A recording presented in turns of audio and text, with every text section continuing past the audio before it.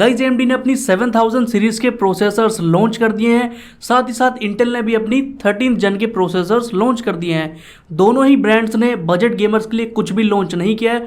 Budget gamers भी like नहीं ऐसी बात नहीं है। अच्छा। मैं तो बस यूं ही। और इन सभी प्रोसेसर्स को लॉन्च करने के बाद ब्रांड्स भी लाइक पैसा ही पैसा होगा, पैसा ही पैसा बाबू भैया, पैसा ही पैसा। बट अगर आप बजट गेमिंग से थोड़ा सा ऊपर की तरफ शिफ्ट करोगे ना, तो दोनों ही ब्रांड की तरफ से आपको दो प्रोसेसर्स मिल जाते हैं जो कि इजीली आपके बजट में फिट हो जाएंगे। अब बजट गेमर्स का तो पता नहीं, बट फिर भी जो मिड कैटेगरी के गेमर्स है ना, उनके लिए दोनों ही ब्रांड ने दो प्रोसेसर लॉन्च किए हैं। बात करें AMD की, तो AMD की तरफ से आपको Ryzen 5 7600X मिल जाता है एंड इंटेल की तरफ से आपको i5 13600K मिल जाता है। और आज की इस वीडियो में मैं इन दोनों ही प्रोसेसर को कंपेयर करूंगा और साथ ही ये भी बताऊंगा कि अगर आपको एक गेमिंग पीसी बिल्ड करना है तो कौन सा प्रोसेसर आपको काफी बेटर परफॉर्मेंस ऑफर करेगा गेमिंग में। साथ ही अगर आपको एक वीडियो एडिटिंग, रेंडरिंग या फिर स्ट्रीमिंग लेवल का गेमिंग पीसी बिल्ड करना है तो कौन से प्रोसेसर के साथ आपको अपना गेमिंग पीसी बिल्ड करना चाहिए। साथ ही साथ इन दोनों ही प्रोसेसर के बेंचमार्क्स के बारे में भी बात करूंगा।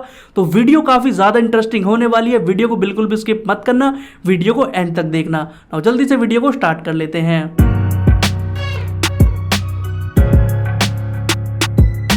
तो गाइस, अगर आप इस चैनल पर नए हैं तो यहां पर हम बात करते हैं ऐसे ही, बिल्कुल ऐसे ही gaming PCs and PC tech से रिलेटेड कंटेंट के बारे में। तो अगर आपका भी इंटरेस्ट है गेमिंग पीसीज या फिर पीसी टेक में, तो भाई अभी कभी इस वीडियो को एक लाइक कर दो, साथ ही चैनल को भी सब्सक्राइब कर लेना और इस बेल आइकन को भी प्रेस कर देना, ताकि इन फ्यूचर में जो भी न्यू वीडियोस अपलोड करूंगा मिल जाएगी आपको उसकी इंस्टेंट नोटिफिकेशन। ब्रांड्स का तो पता नहीं, बट मैं तुम्हारी जरूर सुनूंगा। जो भी तुम्हारा क्वेश्चन है भाई कमेंट कर देना, उस टॉपिक को मैं जरूर से अपनी वीडियोज में कवर करूंगा। साथ ही साथ भाई मैंने अपना डिस्कॉर्ड सर्वर भी क्रिएट कर लिया है, तो आपको मेरे डिस्कॉर्ड सर्वर की जो लिंक है ना वो डिस्क्रिप्शन में मिल जाएगी।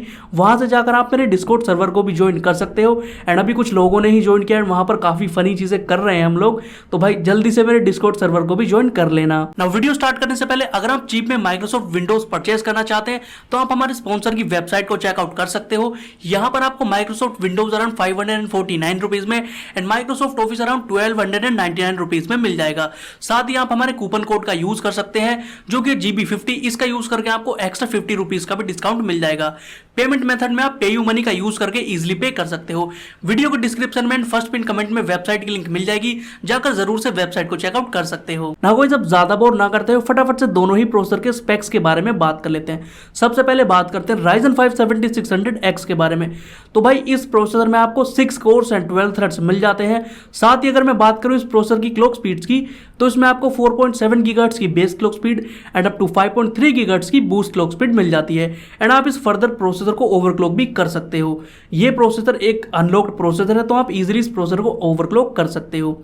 साथ ही अगर मैं बात करूं इसकी कैश मेमोरी की, तो इसमें आपको 32 MB की L3 कैश मेमोरी मिल जाती है एंड इस प्रोसेसर में आपको 105 वोट्स की डिफॉल्ट TDP मिलती है। अब डिफॉल्ट TDP से बिल्कुल भी कंफ्यूज मत होना, इस प्रोसेसर में आपको जो बेस TDP है वो ही सिर्फ 105 वोट्स की मिल जाती है। तो अगर आप इस प्रोसेसर के साथ कोई हैवी टास्क करोगे या फिर फर्दर आप इस प्रोसेसर को ओवरक्लॉक करोगे, तो ये जो प्रोसेसर है वो और भी ज्यादा TDP कंज्यूम करने वाला है।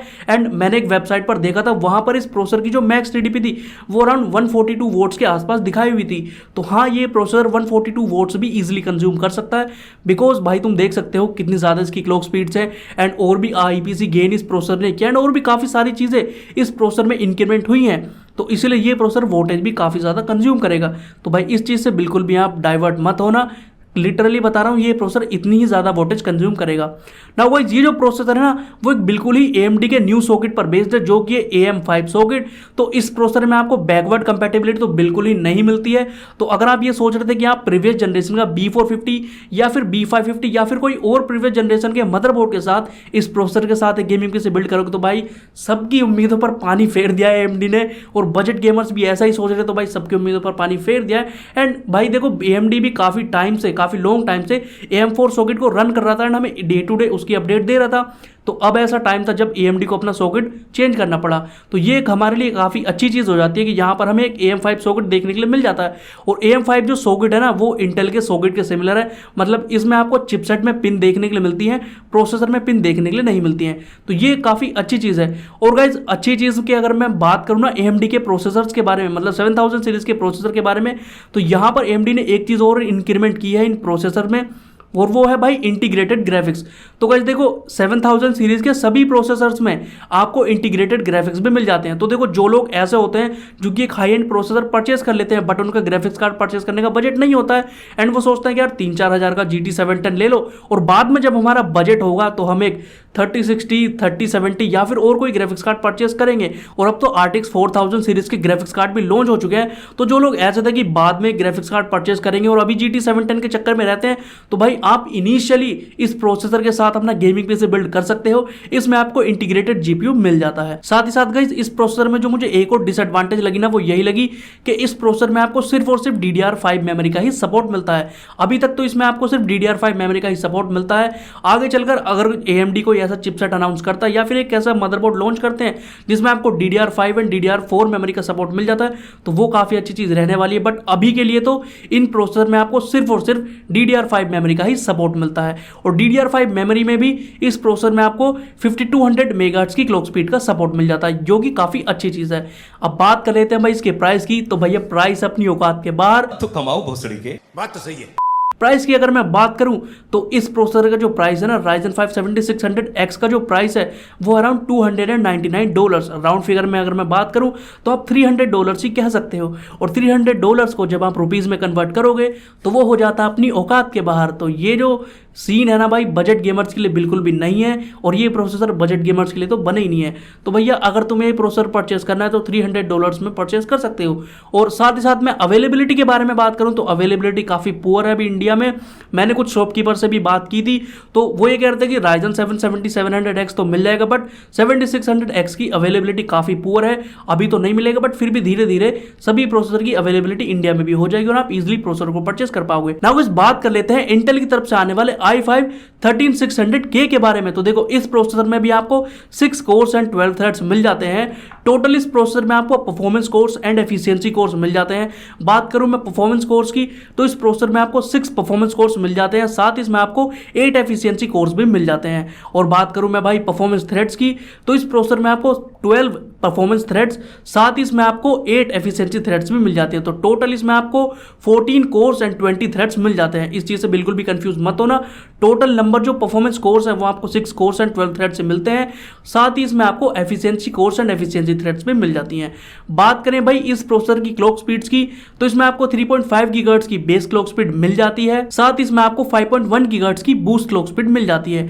एंड फर्दर आप इस प्रोसेसर को भी ओवरक्लॉक कर सकते हो बिकॉज ये भी इंटेल की तरफ से आने वाला K सीरीज का प्रोसेसर है जो कि अनलॉक्ड प्रोसेसर है, तो आप इस प्रोसेसर को फर्दर ओवरक्लॉक भी कर सकते हो। एंड नेक्स्ट इस प्रोसेसर में आपको 24 MB की L3 कैश मिल जाती है। और भैया बात करूं मैं इस प्रोसेसर की TDP की तो गाइस देखो इस प्रोसेसर में जो आपको बाय डिफॉल्ट बेस TDP मिलती है वो आपको अराउंड 125 वोट्स की मिल जाती है। और अगर मैं बात करूं इस प्रोसेसर की मैक्स TDP की तो इस प्रोसेसर की जो मैक्स TDP है वो भाई जाती है 181 वोट्स तक। तो तुम देख सकते हो ये प्रोसेसर कितनी ज़्यादा पावर कंज्यूम करने वाला है। मतलब लिटरली एक प्रोसेसर के लिए इतनी ज़्यादा पावर कंज्यूम, मतलब जब i5 इतनी ज़्यादा पावर कंज्यूम कर रहा है 13th जन का तो तुम ये सोच सकते हो जो i7 और i9 होंगे वो कितनी ज़्यादा पावर कंज्यूम करेंगे। तो तुम देख सकते हो जहां तुम i5 के साथ 450 वोट्स के PSU के साथ भी एक गेमिंग पीसी बिल्ड कर लेते थे तो ये चीज़ भाई अब पॉसिबल नहीं है, आपको एक हाई एंड PSU परचेस करनी पड़ेगी। साथ ही बात कर लेते हैं इस प्रोसेसर के प्राइस की तो भैया इंटेल जो है वो AMD से एक कदम आगे चलते हुए इस प्रोसेसर का प्राइस भी थोड़ा सा इंक्रीज रखा है।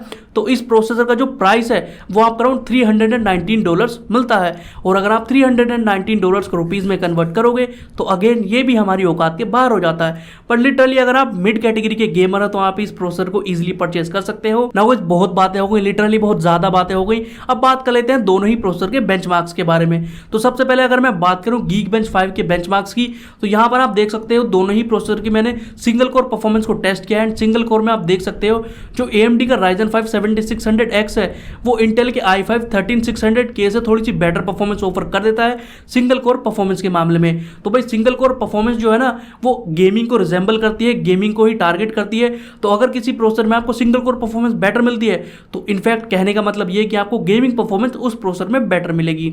साथ ही अगर मैं बात करूं मल्टी कोर परफॉर्मेंस की तो यहां पर आप देख सकते हो जो i5 है वो Ryzen 5 को बीट कर देता है मल्टी कोर परफॉर्मेंस के मामले में।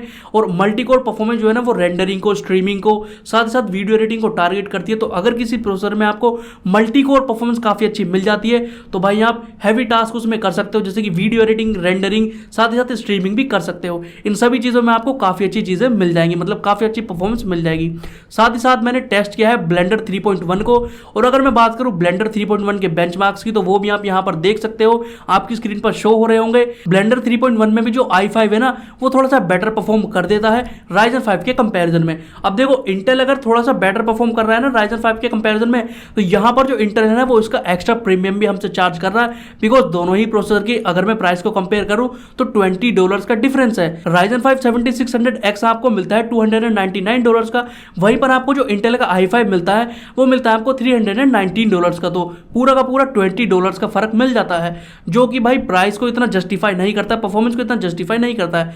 तो गाइज एट द एंड सारी चीज़ें आपके सामने है, मैंने दोनों के स्पेक्स आपको बता दिए, दोनों के बेंचमार्क्स मैंने आपके साथ शेयर कर दिए। तो भैया देखो ये सारी चीज़ें तो मेरे तो बजट से बाहर है, बट फिर भी मेरा कोई सब्सक्राइबर अगर इनमें से कोई भी प्रोसेसर परचेस करने जा रहा है ना, तो यार एक बार मुझे कमेंट करके जरूर से बता देना। साथ ही साथ आप कौन सा प्रोसेसर परचेस करने जा रहे हो ये भी मुझे जरूर से बता देना। वीडियो अच्छी लगी तो भाई वीडियो को जरूर से एक लाइक कर देना, साथ ही साथ चैनल को भी सब्सक्राइब कर देना और इस बेल आइकन को भी प्रेस कर देना। Now guys at the end of the video दोनों ही प्रोसेसर आपको काफी better price to performance ratio offer कर देते हैं। साथ ही साथ अगर मैं गेमिंग की बात करूं या फिर वीडियो एडिटिंग या फिर वीडियो रेंडरिंग की बात करूं, स्ट्रीमिंग की बात करूं, दोनों ही प्रोसेसर आपको काफी अच्छी परफॉर्मेंस ऑफर कर देते हैं। और दोनों ही प्रोसेसर बजट गेमर्स के लिए तो बिल्कुल भी नहीं बने हुए हैं भैया, बजट गेमर्स के लिए तो ये सारी चीजें बजट से बाहर हो जाती है। बट फिर भी अगर आप इन दोनों में से कोई भी प्रोसेसर परचेस करना चाहते हो तो थोड़ा सा वेट कर लो, जैसी ही अवेलेबिलिटी इंडिया में बढ़ती है तो ये सभी प्रोसेसर आपको सभी शॉप्स के ऊपर इजीली अवेलेबल हो जाएंगे, वहां से जाकर आप इन दोनों ही प्रोसेसर को परचेस कर सकते हो। मैं मिलता हूं आपसे किसी और नई वीडियो में, till then thank you for watching guys.